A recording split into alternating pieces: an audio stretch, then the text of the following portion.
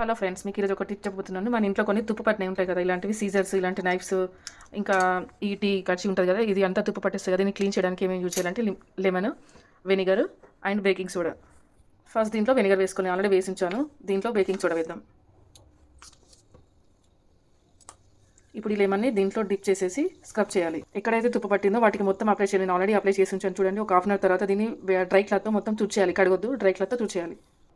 కొంచెం సాల్ట్ కూడా యాడ్ చేస్తున్నాను. గరుకుగా ఉండేందంటే ఈ తుప్పు పట్టిందంతా వెళ్ళిపోతుంది కాబట్టి దీన్ని సాల్ట్ కూడా వేసుకున్నాను. ఒకవేళ ఇది అంతా ఎందుకు అంటే ఫస్ట్ ఒక సాల్ట్ పేపర్ ఉంటుంది కదా, ఈ సాల్ట్ పేపర్తో కూడా మీరు మొత్తం రబ్ చేయాలి. రబ్ చేసిన తర్వాత ఈ క్లీనింగ్ ప్రాసెస్కి వెళ్ళాలి. ఈ లెమన్ దీంట్లో డిప్ చేసి ఇలా మొత్తం రబ్ చేయాలి. మొత్తం సీజర్కి అంతా రబ్ చేయాలి. ఇలా మొత్తం రబ్ చేయాలి. ఇలా రబ్ చేసేటప్పుడు మిడిల్లో ఈ స్టీల్ స్క్రబ్బర్ ఉంటుంది కదా మన కిచెన్లో, దీన్ని మొత్తం ఇలా రబ్ చేయాలి టోటల్గా. చూడండి, ఇలా మొత్తం వచ్చేస్తుంది. ఈ రస్ట్ అంతా వచ్చేస్తుంది. దీన్ని ఇలా కాసేపు స్క్రబ్ చేస్తూ ఉండాలి. ఇప్పుడు మనం సీజర్ని క్లీన్ చేసుకుందాం. ఒక 20 మినిట్స్ అయింది. చూడండి, క్లీన్ చేస్తూ ఉంటే కూడా క్లీన్ అయిపోతుంది. ఇప్పుడు రివర్స్.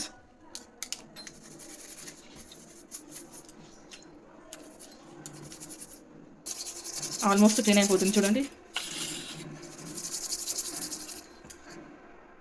చూడండి క్లీన్ అయిపోయింది. మనం ఇప్పుడు దీన్ని వాష్ చేసేసుకొని ఒక డ్రై క్లాత్తో తుడిచేద్దాం.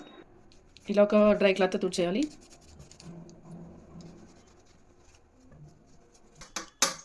చూడండి, ఇది కూడా క్లీన్ అయిపోయింది. సో ఫైనల్గా ఈ లుక్ వచ్చేసింది. మీకు కనుక ఈ వీడియో తప్పకుండా నచ్చినట్టయితే లైక్ చేయండి, షేర్ చేయండి, కామెంట్ చేయండి. మీకైతే ఈ టిప్ యూజ్ అవుతుంది అనుకుంటాను. మళ్ళీ నెక్స్ట్ వీడియోలో మేము ముందుంటాను.